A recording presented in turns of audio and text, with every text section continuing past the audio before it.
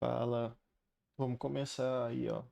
Hoje teoricamente é o quinto ou sexto dia, né? Mas aqui na sequência dos vídeos que eu gravei pra botar no YouTube, deixa eu até ver, eu acho que esse seria o quarto dia de codificação, né?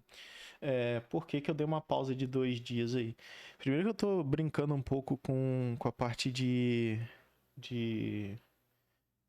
do personagem, né? Tô mexendo aqui no sistema de avatar que eu já tinha criado antes, né? Eu já tenho um sistema de avatar para você poder customizar o personagem e tudo mais. Depois, mais pra frente, eu vou fazer um vídeo explicando como é que eu divido, né, o personagem para ter várias cabeças, né? Então, e depois como é que faz para rigar ele novamente, né? Eu tenho aqui o script que faz isso, né? Ele faz um rebone de todas as partes para ficar tudo na mesma mesh, enfim. Mas depois eu explico como é que eu faço isso, né? Vamos continuar codando o nosso servidor aqui, né? Primeiro que eu optei por não fazer a gravação dos dias que eu tava fazendo correção nos scripts, tá? Porque tem uma parte que é muito chata aqui, ó, que eu vou explicar aqui, que eu vou mostrar, na verdade, eu vou explicar cada coisa que foi feita de alteração aqui. E por que que eu não gravei essa parte, tá? Primeiro que eu precisava fazer um script para poder fazer o cadastro de todas as skills do jogo, né? E são muitas, né, gente? Eu fiz muita alteração e as skills elas têm proficiências e as proficiências elas têm habilidades, né? Tem actions. Então, se eu mostrar aqui o livro base, né? O livro de regras, para mostrar aqui como é que tá dividido isso, né? Se o Docs ajudar também, né? Então vamos lá. Então, temos habilidades divididas em habilidade de combate, tá? Então os combate melee com arma, os combate ranger com arco e bestas e crossbows, né, e tudo mais. E aí depois vai para a parte mágica, que aí vai elementarismo, necromancia, invocação, druidismo, blá blá blá. E aí a gente tem as skills que são de gathering, as skills são de crafting e tem algumas outras skills que não tem enquadramento muito, por exemplo, animal tame e tudo mais, né? Então tem todas essas skills, aí cada skill, né? Você tem algumas proficiências, tipo aqui, ó, alquimia, você pode se especializar em uma coisa específica, né? Fazer veneno, fazer.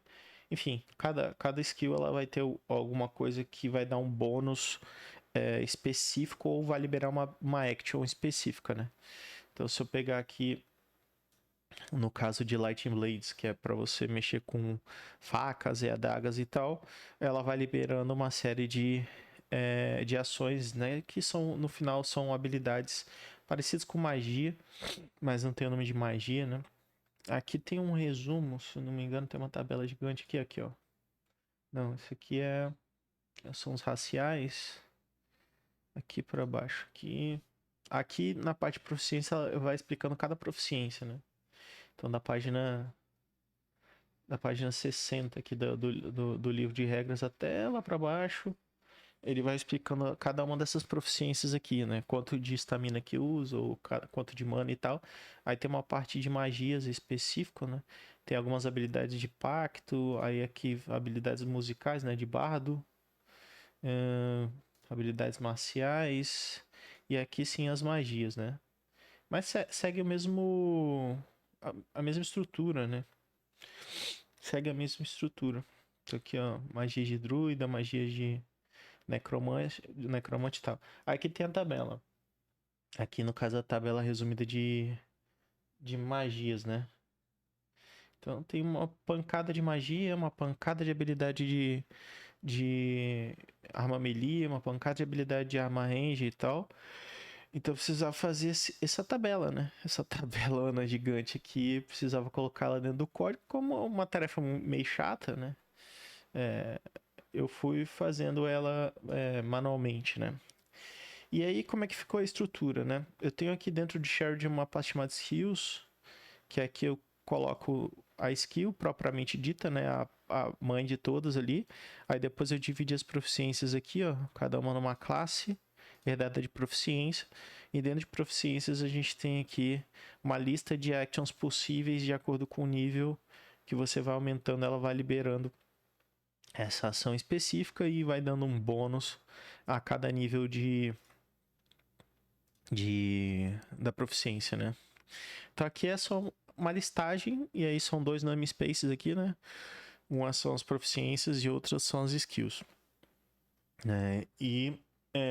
Individualmente, quando essa habilidade ela tem alguma action específica, aqui dentro de actions, dentro do core aqui, eu tenho um diretório que vai ter as actions propriamente ditas, né? E aqui, no caso das actions, isso aqui não preciso. Deixa eu ver aqui. Shirt. Aqui no caso, a action ela vai ser a ação que o servidor vai efetivamente executar quando você, por exemplo, quando você pega uma habilidade e coloca na sua action bar e volta, né?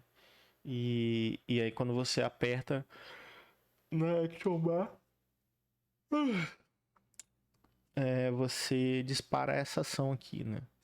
Então essa ação aqui, no caso, seria a primeira habilidade a habilidade com armas de faca, né? Então aqui que eu determino o dano, né? Do um D6 no caso.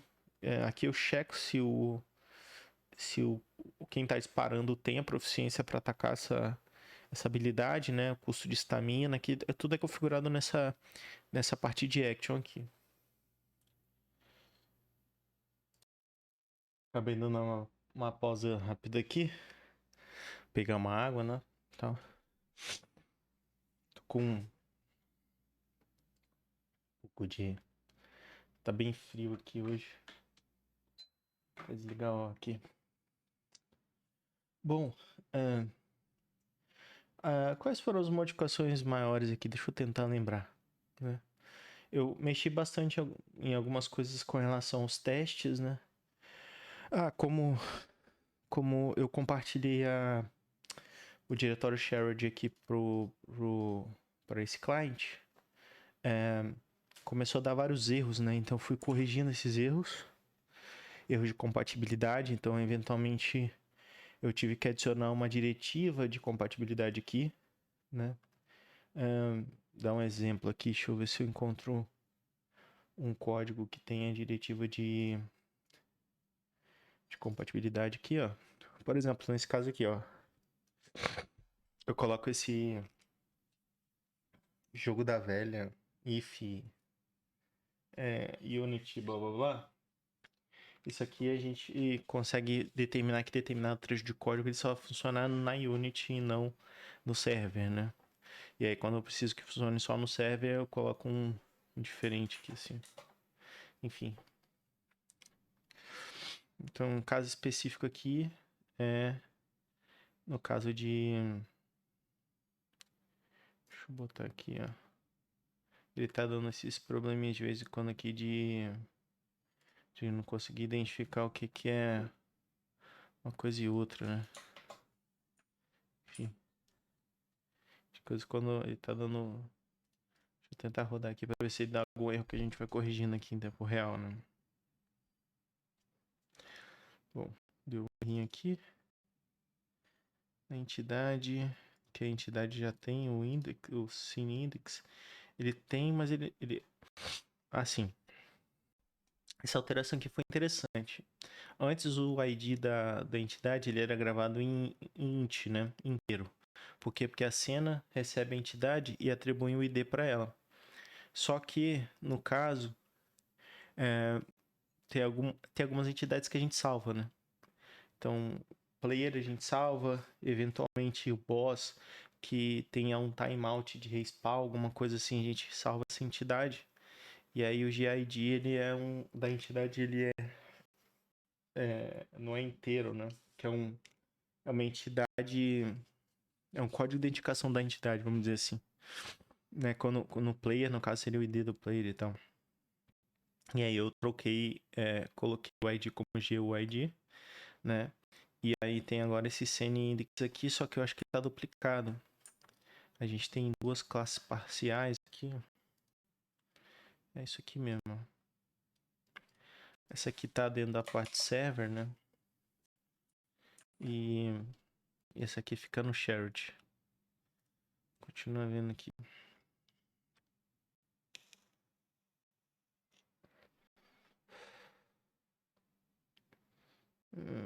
Falha. Warning aqui, erro.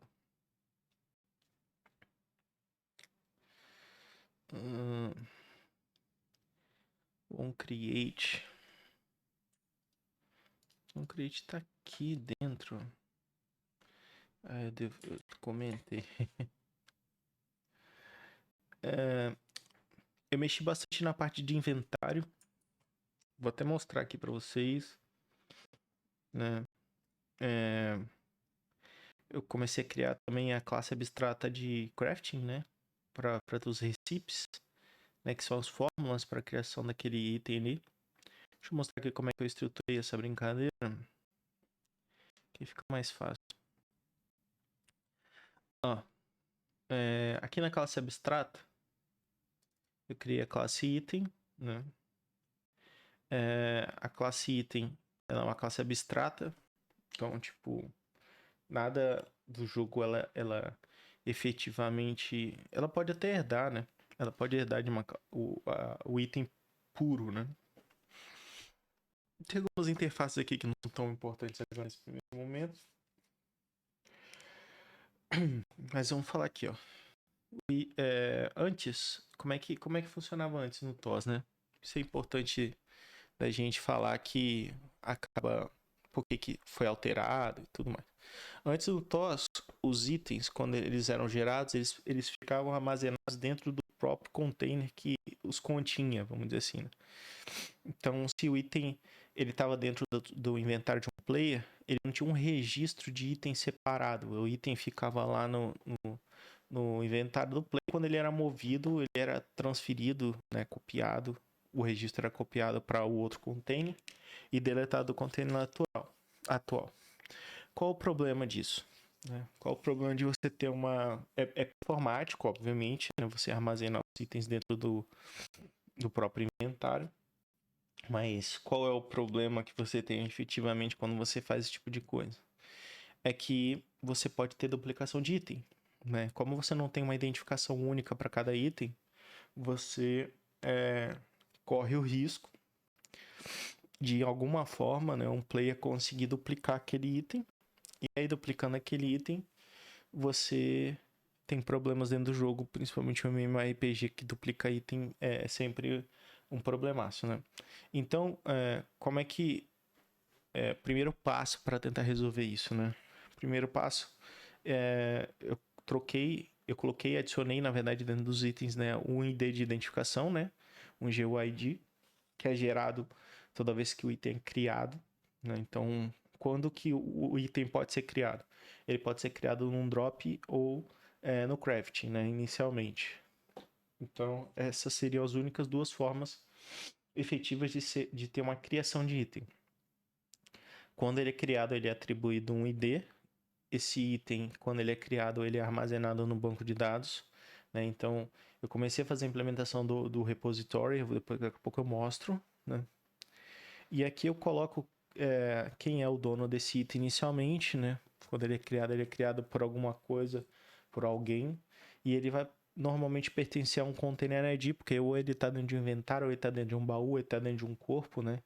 Então ele precisa de um container ID aqui para existir. Se o item não tiver container ID, ele pode até ser removido do jogo, porque ele não está pertencente a ninguém, né? Vamos dizer assim. Depois eu vou ver como é que eu vou fazer com relação a quando ele tá, tipo, em exibição em algum lugar e tal, tudo mais. Aqui tem uma questão do loot type, tá? É um enum aqui pra gente saber se esse item ele pode ser dropado quando você morre, né? Quando você morre, se ele for regular, ele cai, né? Se ele for blessed ou insured, ele não cai, ele fica com você mesmo depois que você morre. E aquela tag newbie ali é pra gente utilizar no começo do jogo pra galera que tá começando o jogo não perder os itens tão facilmente assim, né? Aí depois tem algumas outras questões de flags aqui, para saber se o item tá em Surad ou se ele tá removido. Essa questão de remoção também eu vou explicar mais pra frente. Que quando você remove o item, na verdade a gente marca a flag deleted. E aí depois entre aspas, o garbage collect do sistema vai lá e vê se tem algum item que já foi deletado, mas ele ainda tá com o registro no banco e remove, né? E aqui também que a gente sabe se ele é um item de quest. E aqui eu faço o mesmo processo do nome e do craft by do item, se tiver um craft by, né? Transformando ele em byte para a gente poder utilizar isso nos pacotes, né? Aqui eu tenho a classificação item class do item, né? Se ele é um glove, se ele é um robe, um consumer, por aí vai. Mais para frente aqui tem algumas outras funçõezinhas aqui que não são tão relevantes. E todo item aqui, ele segue essa sequência de leitura e escrita, porque o item ele pode variar de tipo de dados que são enviados, né? Isso é um caso muito específico de utilização, assim, né? De, por exemplo, uma tooltip de ter que enviar para o cliente quais são as informações, né? Enfim, isso vai seguindo aqui, né?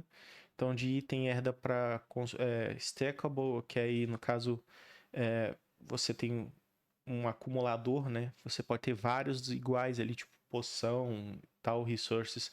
Normalmente são stackables, né? E aí os consumíveis, né? De novo, bandagem, poção e qualquer outra coisa que você possa consumir comida, né? Também são consumíveis. E os resources aqui, que são recursos que você provavelmente vai utilizar para o crafting. E aí, o último herda tools aqui, que é picareta, pá e tudo mais, né? Então, dessa classe abstrata de itens, a gente tem algumas variações que vão encadear no final do processo aqui para equipamentos. Acho que está aqui em abstrato também, ó. Equipamentos. Então aqui a gente vai ter os equipamentos, a base de tudo que é equipável dentro de um personagem, de uma criatura, chama equipamento, né? Aí dentro de equipamento a gente vai ter armors, vamos ter botas, chest, cloth, gloves, helmet, e por aí vai, né? Off-range, que aí vai escudo, espada dupla, né? Vai ter uma off-range também, a faca secundária, anéis, hobbies e tudo mais. Isso aqui são todos os itens equipáveis do jogo, e aí eles vão herdar ou de armor, ou diretamente de equipamento, ou de gyro, que também herda de equipamento e tudo mais. E aí, a partir daqui, a gente já tem alguns atributos que são diferentes, tipo o material de craft que foi utilizado para fazer, ou se é um material regular também, né? O modificador de bônus de dano físico e por aí vai. Eu vou adicionando todos os possíveis modificadores que tem aqui nos equipamentos, né? E é através dessas duas classes aqui, né, de itens e suas derivações e equipamentos e suas derivações, que a gente começa a criar os itens efetivamente. Aqui eu já tenho alguns itens criados, ó. Por exemplo, aqui eu tenho a primeira túnica, né, que é de linho.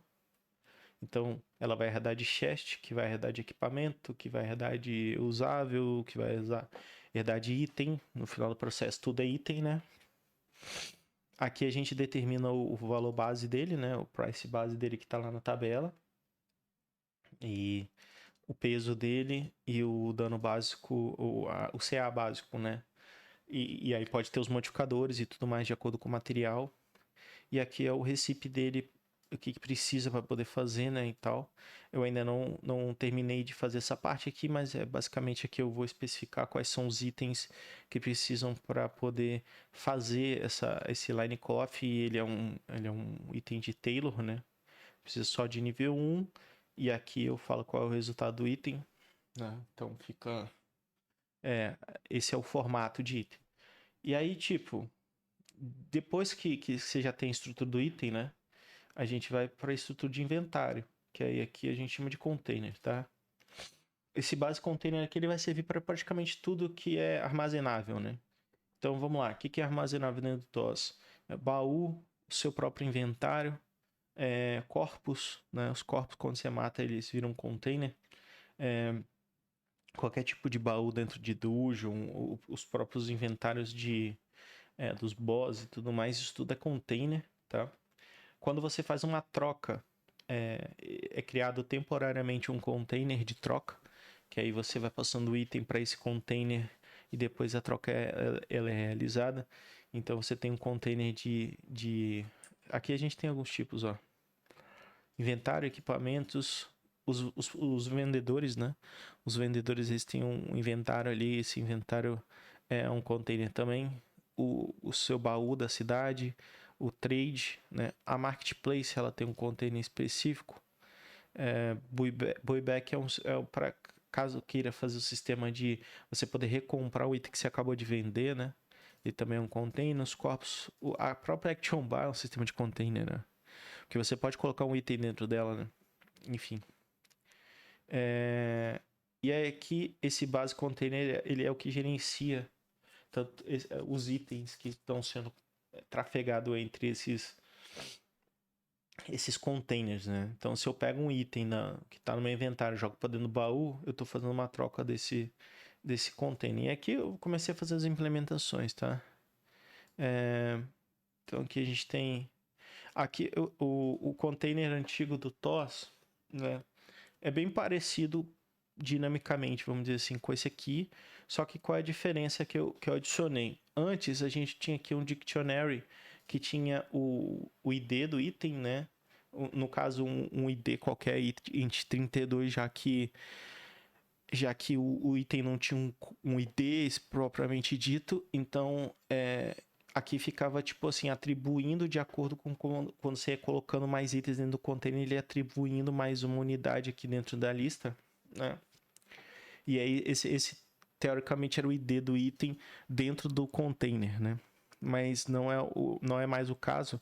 Aqui eu mudei e criei esse inventory ref, tá? Inventory ref ele vai servir para quê? Para me conseguir ter uma questão de posicionamento do item. Então, se você tem um inventário lá que tem vários quadradinhos, você consegue arrastar o item e jogar em um quadradinho específico que ele vai armazenar essa posição para depois, quando eu for carregar novamente o inventário, eu conseguir colocar os itens exatamente na posição onde vocês soltaram. Né? Então, esse aqui a referência do inventário. E aqui tem o GUID do item ID. Aqui eu armazeno um raw do item propriamente, né? Para caso precise fazer um tooltip desse item, eu já tenho aqui as informações da estrutura, né? E aqui eu posso especificar uma quantidade máxima de itens que pode ter nesse container, né? E o peso também que ele está tendo até agora. Aí quando é o inventário do player, né, ele é calculado lá, vê se você tem peso, se o peso está ultrapassando o limite que você pode carregar e adiciona e reduz a sua velocidade e tudo mais. Aqui eu criei uma função chamada getEmptyPosition, que é para justamente eu conseguir identificar qual dos slots está vazio ali dentro do inventário para poder adicionar um item novo, né? Então, quando eu chamo essa função aqui, normalmente é para mim poder adicionar um item novo. Essa aqui é a função de adicionar, né? Eu verifico se é stackable o item e se eu já tenho esse item. Então, por exemplo, quando você pega uma poção que está dentro de um corpo e joga para dentro do seu inventário, se você já tiver aquela poção, ela só vai acumular, ela não vai criar um novo item ali dentro, né? Eu posso até fazer que fique separado no split ali, né? Mas aqui no primeiro momento eu só uno ou adiciono propriamente aqui. É uma tarefa relativamente simples, né? Verifico a posição, atribuo o container ID ao item, falo qual é a nova posição dele, adiciono dentro da lista, né? E eu criei um índice aqui. Por que eu tenho um índice, né? para mim você conseguir puxar mais facilmente pela posição qual é o item que está lá, né?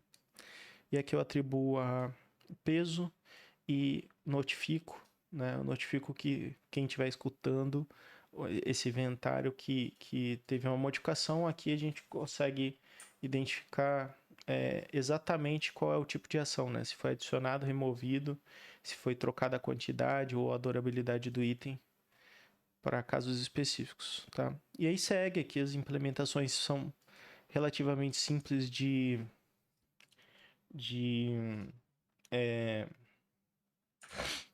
calma aí, deixa eu ver porque isso aqui tá dando erro.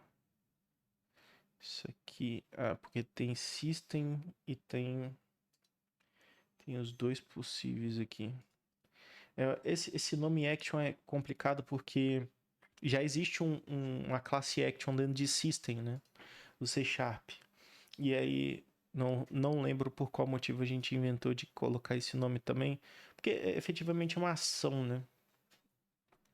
Mas eventualmente dá esse probleminha aqui, ó. Dele não conseguir saber se é o System Action ou o Shared Action, né? Aí eu tenho que colocar aqui, ó, Shared.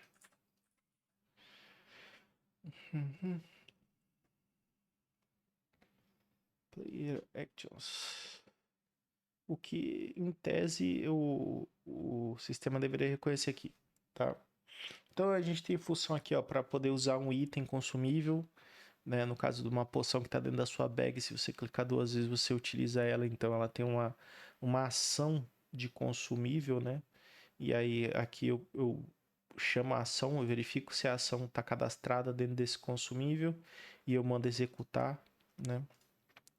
Aqui a gente tem algumas outras funçõezinhas que são de funções de buscar o item dentro do dictionary ali, nada muito misterioso, né? Então, tentar puxar o item pelo nome dele, tentar puxar pelo GUID dele, né? Então tem vários tipos aqui diferentes, puxar pelo ID aqui, ó, retornar o ID, na verdade, né?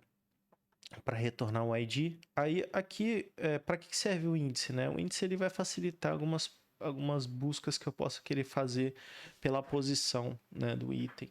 Então eu crio esses índices normalmente, porque aí, por exemplo, toda vez que é uma busca pela posição, fica mais fácil de conseguir retornar. Então aqui, ó, função de retorno do item ou do ID, função para remover também, que não é nada de muito misterioso, tá? É só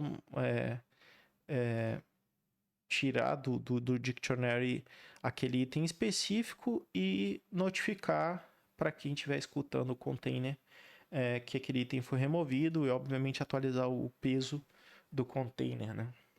Então, basicamente essas funções elas são relativamente simples. Elas são longas um pouquinho, às vezes, porque tem que verificar se o item é stackable ou não e blá blá blá. Mas nada muito de muito mistério. E por último, e não menos importante, a serialização. Isso aqui é um serialização e deserialização do container, né? Vamos imaginar o seguinte: quando você está com um container cheio dos itens lá dentro, para me mandar para o banco de dados, eu não preciso necessariamente saber as informações inteiras dos itens. Eu preciso saber qual posição que ele está e o ID do item, né? Então, quando eu mando fazer uma serialização desse container, o que basicamente eu crio aqui é um dictionary de position e GUID, né? Porque depois eu consigo recuperar as informações desse item na tabela de itens. Vou beber uma água aqui. Então, quando eu vou serializar essa informação, o que basicamente eu faço é só pegar dentro dessa lista as posições e os GUIDs, isso vira um dictionary aqui, e aí eu mando essa lista serializada aqui, tá? Quando eu vou deserializar essa informação, eu tenho duas possibilidades. Ou eu estou deserializando o próprio diccionário de retorno aqui, né? A lista de diccionário de retorno que foi gerado pela serialização, que aí eu uso aqui essa função aqui de baixo, porque ele vai receber a lista de serialização, né? Vai ler e vai solicitar lá no banco as informações desses itens, tá? E aí como é que é feito essa parte? Eu pego todos os IDs, eu vejo se esses itens eles estão em cache do servidor, porque o servidor ele faz um cache desses itens para não ter que ficar perguntando toda hora para banco de dados que itens são esses, né? E aí eu pego essas listas de IDs que eu preciso dos itens e aí eu uso essa função aqui chamada getItens dentro de repositório. Eu vou mostrar para vocês essa função aqui que ela é bem interessante. Eu faço um operador dentro do MongoDB chamado in, né? Então, por exemplo, se seu inventário tem 100 itens, eu vou fazer uma request só dentro do MongoDB e essa request só ela vai me trazer os 100 itens que eu preciso, né? E aí depois que ele vai lá no repositório e ele pega todos os itens aqui que estão cacheados, né? E aqui ele vai, inclusive, verificar, ele vai adicionar aqui dentro do cache do repositório, tá vendo? Ele vai pegar todos esses caras e vai te jogar no cache, porque eu acho que o próprio getItens também faz isso, né? Deixa eu dar uma olhada aqui. Não preciso nem ter isso aqui, ó. Isso aqui eu não preciso, tá? Porque aqui é o seguinte, ó. E tá dando um erro agora, hein? Deixa eu só remover isso aqui pra ver.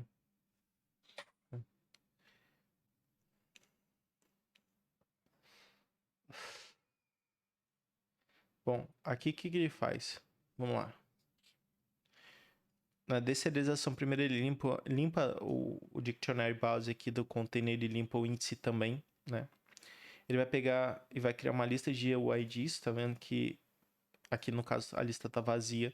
Ele vai pegar todos os objetos do que está serializado aqui da lista e ele vai pegar esses GUIDs e vai ser adicionado dentro do fetch, né? E aí ele vai verificar aqui, ó. Esse item já está dentro do cache? Porque se já está dentro do cache, eu não preciso buscar ele de novo, né? Então, ele só vai adicionar dentro desse GUIDs fetch aqui se o item não tiver dentro do cache. Aí, se não tiver dentro do cache, aqui ele vai verificar se tem itens que ainda precisam ser buscados do banco de dados. Se tiver, ele vai lá no repository, né, e pega essas informações. Isso aqui eu nem precisaria de estar fazendo isso aqui, porque depois ele vai pegar dentro de item caches aqui, tá? Então aqui ele faz essa brincadeira aqui de pedir para o banco os itens que ele ainda não tem.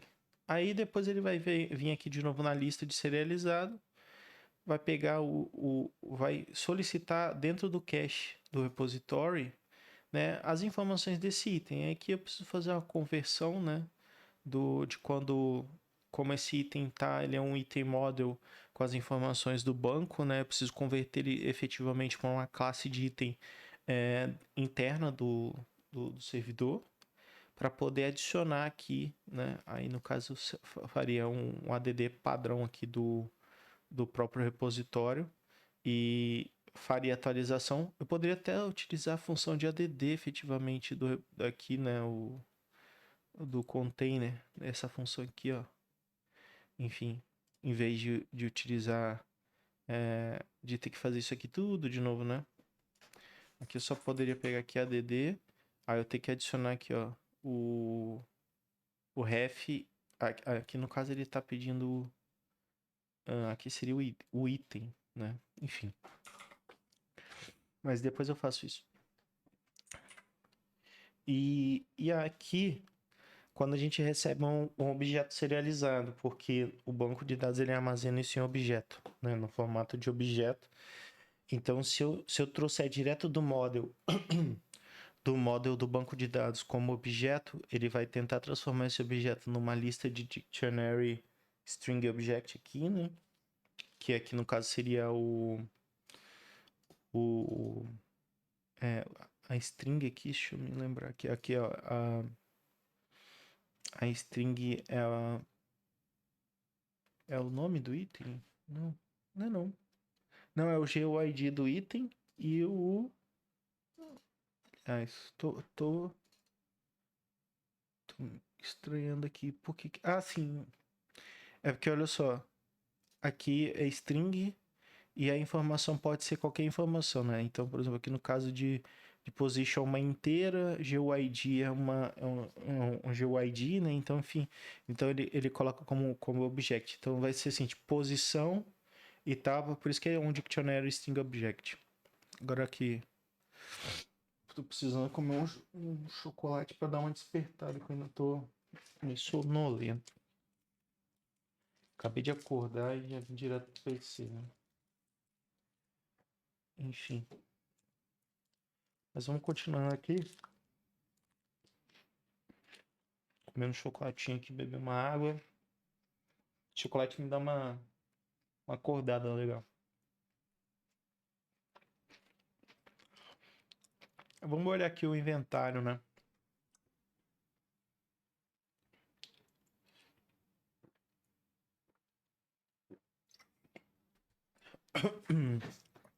Bom, o inventário do player ou da criatura, né? De qualquer criatura que seja, ele é uma extensão do container, né? A única diferença é que o quid dele aqui vai estar como inventário. E eu tenho uma função específica para salvar e receber o inventário quando é do player, né? Porque o inventário do player ele é um pouco diferente em algumas questões.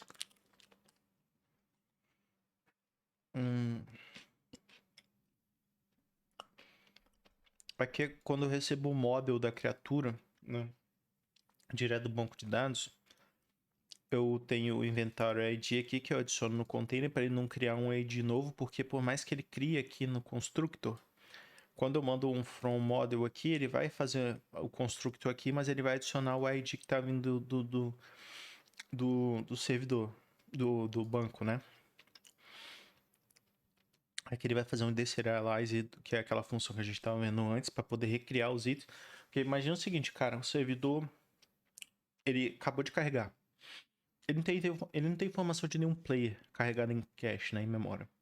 Ele não sabe que. Ele só sabe que você existe efetivamente quando você loga. E aí, quando você loga, eu preciso puxar a lista dos itens que você tem no seu inventário, né? Então, essa informação ela é armazenada em memória localmente, tá?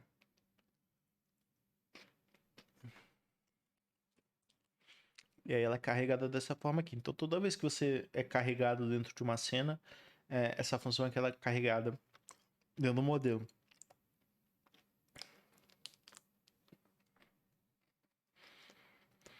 E aqui a modificação do override, se vocês perceberem, eu uso a mesma função do add, só que aqui quando é de fato adicionado o item, né? Porque esse add ele retorna booleano, controlador do character, eu chamo a função de alteração de weighting. Por quê?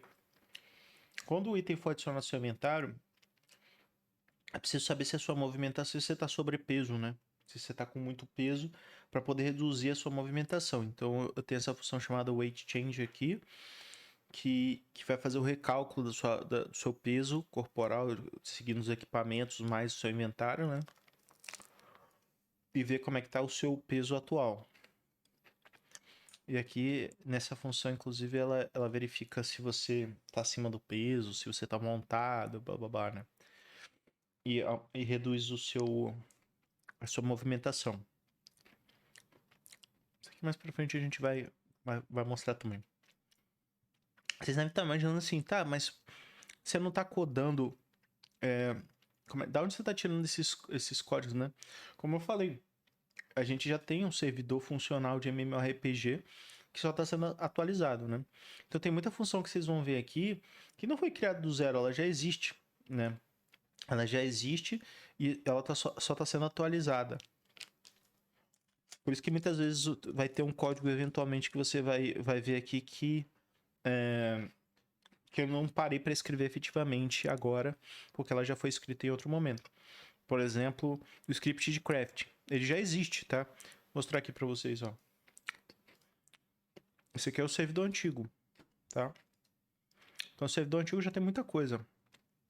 Sistema de craft, sistema de gathering, de action house, quest, respawn, tudo que você imaginar, quest system, monstros, né?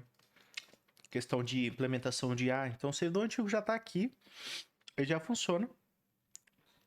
Ele tem um script todo de tudo que você imaginar, de coleta, de...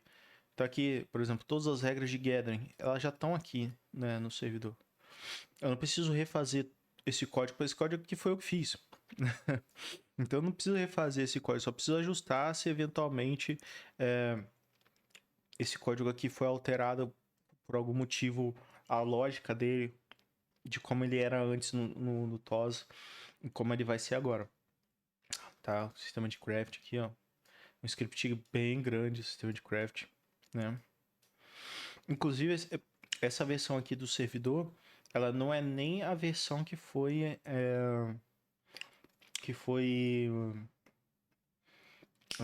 do stress test, não. Essa já é uma versão bem mais recente, se não me engano, do ano passado, no meio do ano passado, onde eu estava atualizando o servidor, só que eu estava atualizando o servidor com o sistema antigo, né? Eu só estava criando mais coisa, em vez de ter uma base estrutural sólida ali e tal. Como agora a gente tem o livro de regras, né? Que é o livro do RPG, efetivamente, esse código precisa ser refeito. Mas, obviamente, tem muita coisa que vai permanecer, né? Tanto de estrutura quanto de código mesmo, né? Então, eu sempre mantenho aqui, ó, na minha lateral, o código antigo. Então, fica mais fácil para mim poder codar, né? Então, por isso que, tipo, nenhuma estrutura aqui está sendo tirada do zero. Assim, inventei agora uma forma nova de fazer container e armazenar item. Não. Isso já existe, só está sendo alterado para prevenir alguns erros e para melhorar a forma como é escrito. O que efetivamente está sendo uma mudança bem legal na estrutura, essa a parte de testes, né?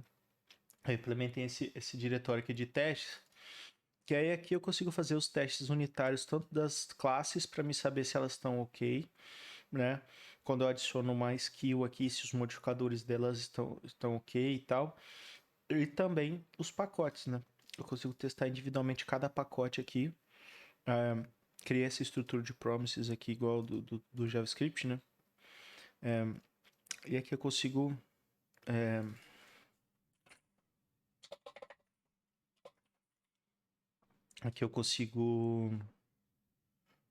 ver certinho. Deixa eu até ver um negócio aqui. Eu vou precisar.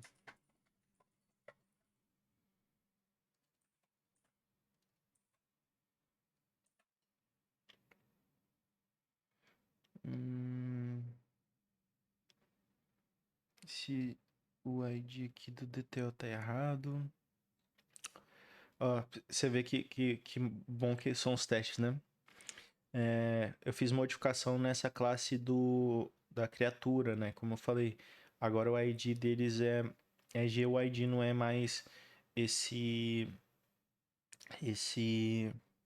aqui no caso, se eu fosse voltar aqui, eu teria que alterar isso aqui para isso aqui, ó, Scene Index, né? Só que aí, por exemplo, ele tá falando aqui que dentro do DTO não tem a cena, o cena ID, né? Por quê? Vamos olhar aqui como é que tá o DTO que tá passando as informações dessa criatura aqui dentro do packet, né? Aqui no caso, ó, ele tá pegando esse ID. Esse ID, na verdade, ele é o, o CN Index, né? Então aqui, ó, na verdade o que eu preciso passar é a cena Index. E aí a gente volta aqui. Aqui ele vai estar com o nome de ID efetivamente porque ele é um pouco tentar explicar assim, ó. Existe o ID da entidade efetivamente. Então, quando você carrega um player, ele tem um código. Esse código está no banco de dados, né? Então, toda vez que uma criatura específica é carregada, ela sempre vai ser carregada com o mesmo ID, né? No caso de criaturas que são persistentes, né? No caso de players e talvez alguns NPCs. Outra coisa diferente é o ID que é gerado pela cena quando você adiciona essa entidade dentro da cena. Então, você é o player, XPTO. Né? Quando você entra numa cena X, você recebe um ID. Esse ID ele é temporário. Cada vez que você entra numa cena, o seu ID muda, né? Mas por que eu preciso desse ID simplificado de cena? Porque é mais fácil para mim mandar para o cliente um código simples inteiro do que mandar um GUID inteiro da entidade só para ela ser exibida. Porque o cliente precisa ter uma referência de quem ele está atualizando posteriormente, né? Então essa CNIndex aqui, ela é a referência na cena que você tem, né? Seu ID na cena. E o ID propriamente é o ID que fica armazenado no banco caso essa entidade seja uma entidade que fique armazenada, né? Essa criatura. Porque aqui no caso de criatura, eu não sei se a criatura é um NPC ou se ela é um monstro ou se ela é um player, um outro player, enfim. Eu não sei qual é a natureza dessa criatura até o momento, né? Então, ela como padrão, ela tem um GUID ali.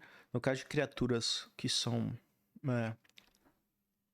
spawners, assim, criaturas, monstros que são spawners, elas recebem um GUID qualquer ali quando ele é gerado. E quando o servidor reinicia, ele gera outro, né?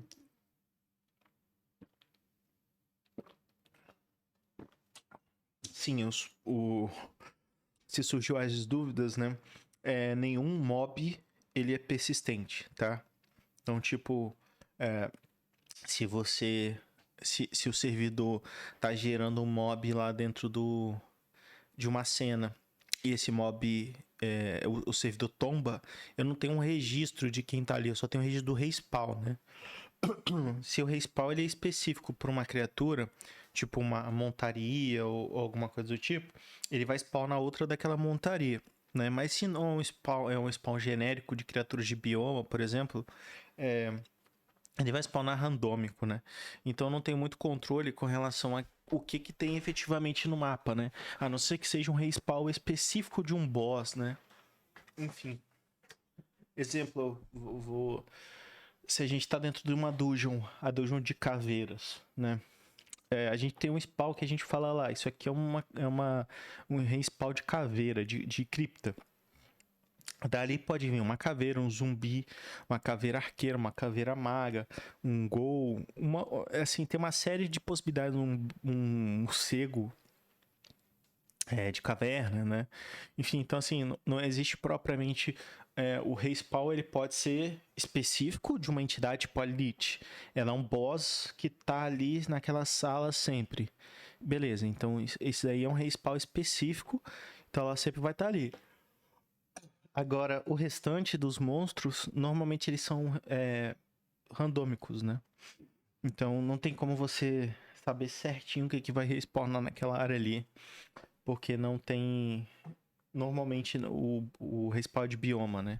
E aí o bioma pode ter N possibilidades lá de respawn diferente, com percentuais diferentes, inclusive de, de chances de vir.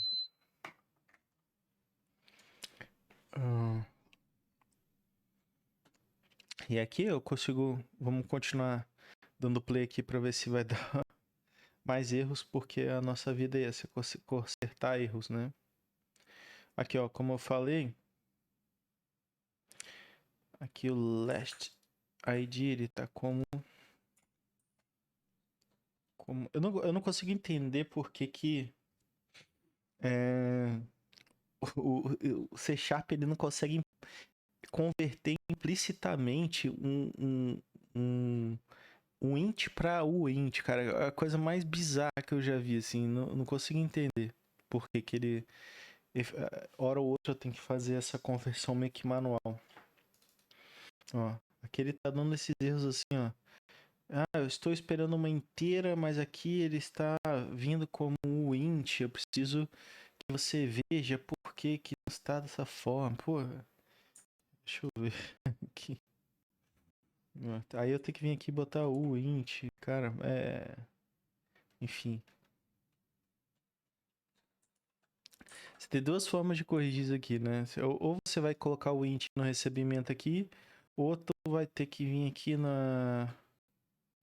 aqui, ó, e fazer isso aqui, ó. Colocar um int, porque a cena eu coloco como int porque eu não quero que esse inteiro aqui ele seja negativo, né? Mas às vezes você está utilizando algum tipo de biblioteca que precisa ser inteiro, aí você faz essa conversão meio besta aqui, né? Tem que fazer isso aqui, ó. Fazer isso.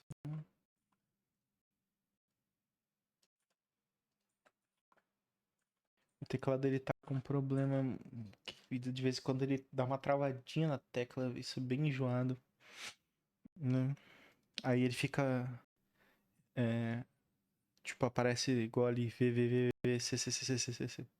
Foi aqui, ó. Conseguiu rodar o server.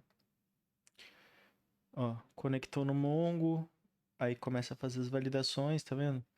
Aí ele vai passando os testes. Ó. Aqui no caso a gente tem um teste de criatura, entidade, né? Visual, inventário. Aí ele faz o testezinho aqui do pacote. Não, o pacote é esse aqui de cima, né? Da criatura. Aqui ele fez o teste do repository, né? Repository? Cadê? Ah, sim. Aqui eu fiz os testes também, olha só que legal. Eu tava fazendo um sistema de itens, né? De containers e tudo mais. E aí eu precisava fazer um teste dessa questão de armazenar o item, né? O GUID do item, poder trocar o owner e tudo mais. Então aqui eu fiz aqui um teste automatizado, tá vendo? Que ele faz vários testezinhos assíncrono, só que eu modifiquei a classe de teste para mim conseguir fazer uma lista de testes e ele tem que esperar passar por todos esses testes aqui para poder continuar, né? Então aqui no describe eu volto uma task, né, nesse caso aqui, e aí eu consigo fazer uma função assíncrona aqui, que ele vai ter que esperar passar por todos esses testes aqui. E se der erro em qualquer um dos testes, ele dá firewall e não finaliza e não inicia o server. Aqui no caso ele passou por todos os testes, né? E conseguiu validar tudo dos testes que a gente tem até agora e conseguiu subir o servidor na 3656, né? Então, olha só que interessante, ó. Aqui eu fiz teste. Primeiro eu crio e salvo o item no banco de dados. Depois eu pego esse item por ID. Depois eu faço um update do container, que é caso faça um trade ou qualquer coisa do tipo. Eu removo o owner dele, para caso esse item seja jogado no chão. E por último eu deleto, né? Isso tudo direto no banco de dados. Então ele faz todos esses trâmites aqui, né? E ele verifica se as ações foram feitas corretamente. Por quê? Porque aí depois é, a gente consegue ter certeza que toda vez que for mandar, o sistema mandar criar um item, ele vai criar de forma correta, né? Eu poderia fazer alguns outros testes aqui, por exemplo, de puxar esse item e ver se as informações do item estão corretas. Aí, por exemplo, eu preciso fazer uma função de pegar o objeto que está sendo armazenado no banco e transformar ele de novo no item dentro do servidor e tudo mais, né? Isso efetivamente eu vou fazer, só que eu vou fazer isso em outra parte aqui provavelmente eu vou criar um teste aqui que vai ser só de item, para mim poder fazer esse teste de serialização, deserialização e tudo mais. Aqui no caso eu só queria testar efetivamente as funções de repositório que foram criadas, né? Que são as funções que vão lidar diretamente com o banco de dados, né? Então aqui ele faz um CRUD, né? Praticamente ele cria, pega, dá update, remove e tudo mais, né? Aqui é update, depois um delete, né? Então ele faz esses testes aqui, ele passou. E vamos lá, como é que está sendo feita a implementação do Mongo, né? Efetivamente aqui para ficar mais fácil para a gente conseguir compreender no geral. Perceba que, por exemplo, nesse caso, eu estou sempre falando aqui, ó, from module, e aí eu recebo um character module aqui. Isso aqui é o inventário de um player. Esses character são players, né? Então o character module, ele vai ter as informações do player, tá? Então vamos ver aqui como é que é feita essa estrutura. Ó. Aqui dentro da parte do core eu tenho um diretório chamado modules, tá? Eu segui muito uma estrutura parecida como seria numa API web, né? Aqui seria modules, aqui schemas e aqui embaixo services. Eu criei esses 3 caras aqui. Então aqui dentro de modelo seria mais ou menos como se fosse... Se a gente fosse fazer uma comparação, seria como se fosse o Mongoose lá do TypeScript, né? Então aqui eu crio um model, né? Eu estou armazenando os modos tudo dentro desse diretório aqui de TOS Server Models. E aqui eu passei a estrutura de como é que eu quero que seja a minha collection dentro do Mongo, tá? Então aqui o player. O player ele vai ter essas informações aqui, ó. Né? O ID efetivamente que é gerado pelo Mongo, account ID, que é a conta dele, né? A entity ID seria a ID que ele teria naquele momento ali do personagem dele enquanto ele tá dentro da cena, quando ele tá logado. O nome dele, a guilda, né? A guilda aqui, como a gente faz um cross de ter uma collection só de guildas, né? Então aqui eu só armazeno objeto ID correferente àquela guilda lá específica. Uma party, se ele tiver em party, né? O inventory ID, que aí depois esse ID aqui a gente vai utilizar de volta lá para remontar o inventário. Essa lista do inventário aqui é só a lista de IDs de coisas, de itens que tem dentro, né? Então, é uma lista de GUIDs dos itens e as posições, né? Não sei se vocês lembram da função de serializer ali, mas se eu voltar um pouquinho, você consegue ver lá como é que é feita a serialize do inventário, né? Que é posição e o GUID do item. Esses dados aqui de online timeout, eu fico sempre atualizando esse campo aqui. Toda vez que o player ele é salvo, e ele é salvo a cada, se não me engano, 5 ou 6 ticks do servidor, 12 ticks. A cada ciclo de ticks do servidor ele é salvo, né? Essa informação aqui ela é atualizada 5 minutos para cima. Então, quando o player está logado e ele sai, o sistema demora em torno de 5 minutos para poder identificar a efetiva saída dele. Mas para que isso aqui serve? Para sua lista de amigos, né? Quando você está jogando, você tem a lista de amigos lá, você consegue ver quem está online e quem não está, tá? E aí demora 5 minutinhos para efetivamente o seu amigo sair, porque ele pode voltar e tudo mais, e blá blá blá, né? Eu poderia reduzir esse timeout para 1 minuto, 30 segundos, enfim, mas às vezes ele está passando de um portal, tela de load, né? Ele estaria offline nesse período se demorasse mais de 1 minuto para carregar. E aqui eu tenho algumas outras informações, se ele está montado, se ele matou pessoas, quem ele matou, se ele matou há pouco tempo, um karma dele, se ele está positivo ou negativo, se ele tem pacto, se ele tem doutrina, né? Quantidade de silver e gold que ele tem, qual mapa que ele está, que você tá, ou qualquer player tá, a posição do vector tree ali, do XYZ do personagem, a rotação, aqui são as informações visuais, né? Cor de cabelo, olho, blá blá blá, os status, as armas que você está equipado, e se você tem algum modificador de speed de administrador. Isso aqui é um caso bem específico, interno, né? Para a gente que é GM, a gente consegue andar na velocidade muito maior do que o player por causa daquele modificador de speed ali.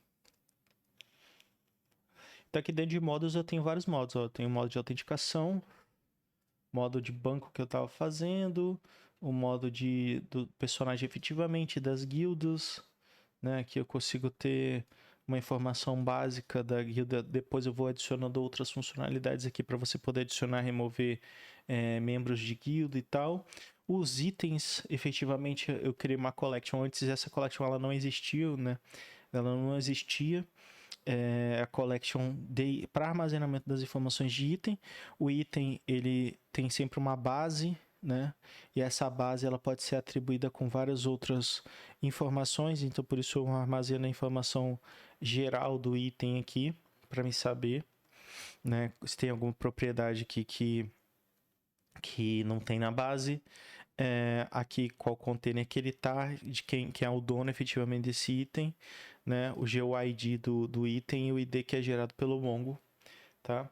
Aqui tem um profile também que é informação que é passada Em algum momento, eu não lembro qual. Acho que é. Enfim, não vou lembrar onde que esse Profile Model é utilizado.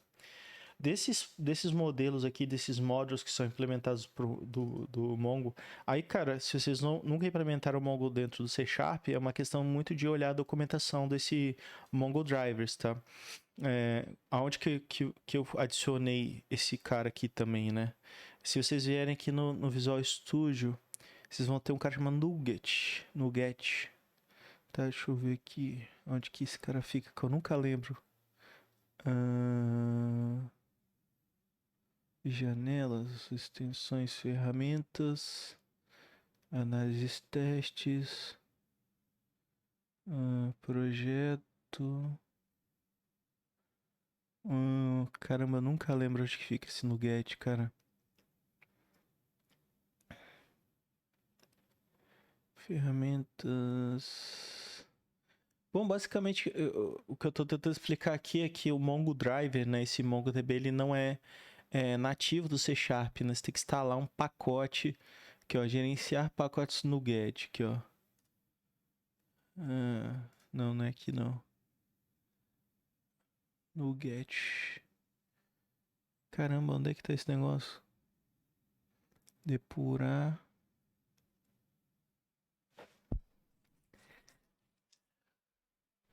Eu tô meio cego, né? Porque eu não tô conseguindo achar esse... tarefas, blá blá blá. Caramba, cadê esse negócio?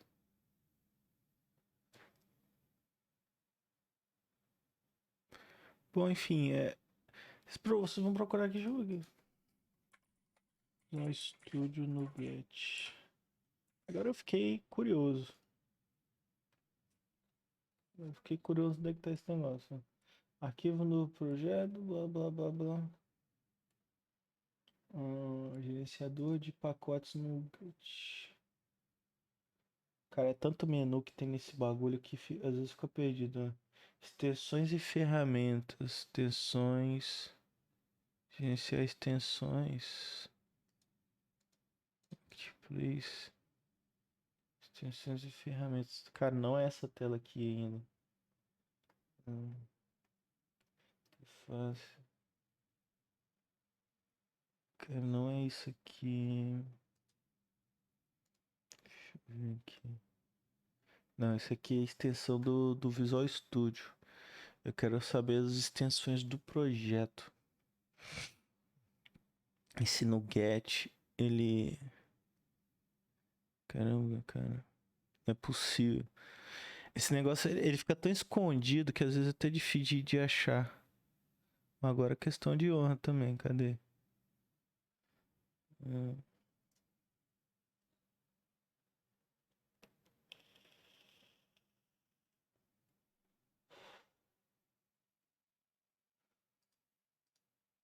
Eu tô procurando aqui. Cara. Visual Studio aqui.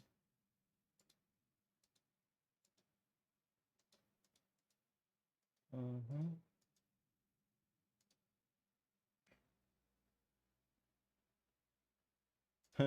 O cara foi mais esperto, ele clicou com o botão direito aqui, ó. Aqui na lateral, né, no projeto específico. Aí aqui parece que tem o... Como é que é o nome da opção aqui? Manager NuGet Packets. Gerenciar. Ué, tô achando muito estranho porque que não tá aparecendo pra mim aqui pacotes. Ah, cara, porque eu tô em. Eu tô em modo de debug, cara. Caraca, por que que. Tô até agora apanhando. Aqui, ó. Agora apareceu aqui, ó. Gerenciar pacotes no Get aqui em projeto. Caramba, que vacilo, ó. Eu tava em modo play e não aparecia essa opção. Aí aqui, dentro de procurar, né? Aí você bota Mongo. Aí aqui ele vai ter algumas opçõezinhas de você poder baixar, né, pacotes para adicionar no projeto do C Sharp. Aqui no caso a gente usa esse Mongo Drive, né? Aí o Mongo Drive ele instala o Core e instala o Basion aqui que é a extensão do JSON do Mongo ali, né, e tal, enfim. Bom, aqui no caso, esse decorator, vamos dizer assim, que eu adicionei aqui é só para ele ignorar se tiver algum tipo de elemento extra além dos que estão cadastrados aqui. Então, se eu mandar um module, né, uma classe de module que tem mais coisa do que está aqui, ele ignora e não cadastra no banco. Uma outra coisa que eu vou mudar é que antes essa tabela de characters ele insere, ele deleta em série, alguma coisa do tipo assim, eu não lembro direito o que ele fazia, mas ele não efetivamente fazia um update no registro, né? Então acabava que às vezes eu adicionava alguma coisa pelo painel de informação aqui e aí ele simplesmente sobrescrevia essa informação no servidor, né?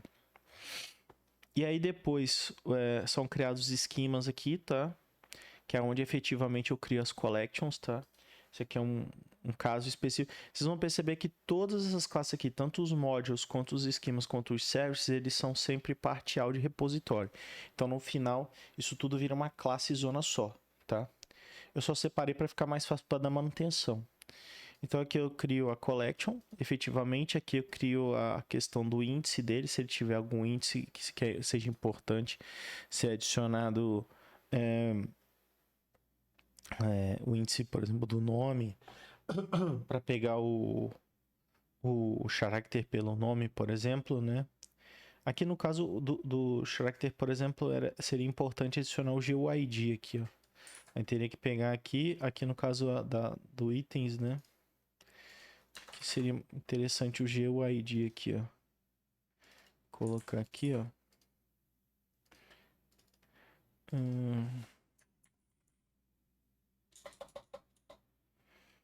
Aqui não lembro qual que é o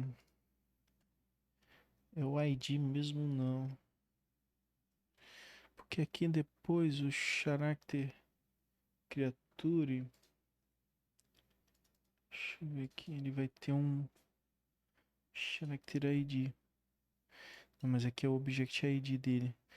Aqui não preciso ter porque isso aqui eu não preciso ter porque as atualizações do personagem são feitas direto no ID que o Mongo gera, né? Enfim, aqui eu crio a collection, efetivamente, né? Passando aqui o module, né? E depois eu faço os services dele. Então aqui dentro dos services vão ter as funções que eu quiser de fazer com essa collection efetivamente. Então, ó, aqui eu tenho função para pegar, puxar um player pelo nome, criar um player novo, né? Pegar pelo ID, pegar as informações, pegar algumas informações específicas do player, de um player específico, né? Aqui pegar uma lista de... É uma lista? Parece ser uma lista de players de characters por conta, né? Porque uma conta você pode ter vários personagens, né? Uma única conta de player, você pode ter vários personagens, vários avatares, né? Esses avatares são character modules, mas você pode ter vários vinculados a uma account ID, né? Então aqui eu pego a lista para poder exibir, né, quais são os personagens que você tem e tal. Aqui eu pego provavelmente o profile dele, que é para montar o visual, né? E por aí vai. E aqui, ó, é a função que salva o player efetivamente. Então ele dá um replace on aqui, ó, pelo ID, né? Ele recebe o module e dá um replace, remover da guilda e por aí vai, ter que ir criando as outras funções de CS aqui. E aí, através desses três caras aqui, eu consigo fazer manipulação dos dados e mandar pro banco de dados e voltar. O que é meio chato, vamos dizer assim, é que como a gente está lidando com uma linguagem que é estruturalmente baseada em classes, né? Eventualmente, uma informação que está armazenada em JSON lá no server, lá no o banco de dados ele precisa ser tratada quando chega aqui no, no server, né? Cara, eu tô com uma dificuldade grande aqui de conseguir trabalhar hoje, que eu tô com uma dor muito grande aqui no ombro. Eu vou encerrar por aqui. Eu acho que eu consegui dar uma overview, não fiz um código efetivamente, mas consegui explicar o grosso das modificações que foram feitas, que são modificações importantes. Aí depois, se eu der uma melhorada, eu volto aqui e continuo explicando mais. Desculpa aí, valeu. Até mais. Tchau, tchau.